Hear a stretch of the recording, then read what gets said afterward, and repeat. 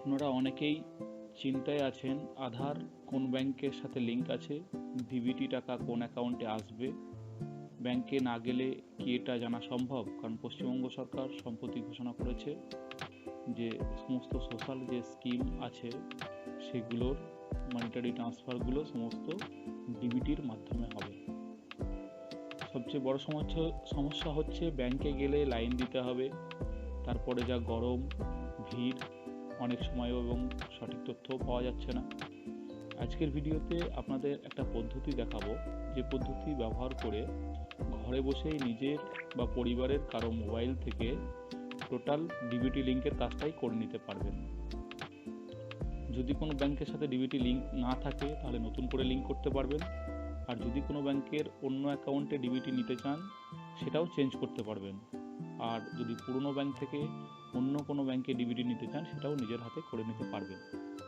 সেটা করব আমরা এনপিসিআই সাইটের মাধ্যমে, এবং অনেক সময় এনপিসিআই সাইটের ডিজায়ার যে ট্যাব সেটা ওপেন হচ্ছে না। সেক্ষেত্রে অল্টারনেট একটা মোবাইল অ্যাপ আছে উমাং বলে, সেই অ্যাপ থেকে কীভাবে করবেন সেটাও আমরা দেখিয়ে দেব। তো যেটা চলুন শুরু করা যাক। গুগল ক্রোমে লিখবেন এনপিসিআই বলে, এনপিসিআই লেখার পরে এখানে এনপিসিআই ট্যাবে ক্লিক করলে এই পেজটা খুলবে। এই পেজটা খোলার পরে এনপিসিআই সাইট এখানে আপনি দেখবেন কনজিউমার বলে একটা ট্যাব আছে, কাস্টমার বলে একটা ট্যাব আছে। কাস্টমার ট্যাবে গেলে আপনি এখানে পাবেন ভারত আধার সিডিং এনেবেলার, এটাতে ক্লিক করবেন। এটা ক্লিক করলে একটা পেজ খুলবে। এবার এখানে আপনি দেখবেন আপনার কোনো ব্যাংকের সাথে লিঙ্ক আছে কিনা। তার জন্য আপনাকে দেখতে হবে আধার ম্যাপ স্ট্যাটাস। এটাতে গেলে আপনি আপনার আধার নাম্বার দেবেন। আপনি আপনার আধার নাম্বারটা দিলে যেটা হবে, আপনার মোবাইলের সাথে আধারের সাথে যে মোবাইল নাম্বারটা লিঙ্ক আছে সেখানে একটা ওটিপি আসবে। সেই ওটিপি এখানে দিতে হবে, সেজন্য আপনার মোবাইলটা কাছে থাকা আবশ্যক। 44 সেখানে ক্যাপচারটা দিতে হবে। চেক করুন, আপনার এখানে ওটিপিটা আসবে। ওটিপিটা চেক করলে আপনি বুঝতে পারবেন আপনার কোন ব্যাংকের সাথে লিঙ্ক আছে।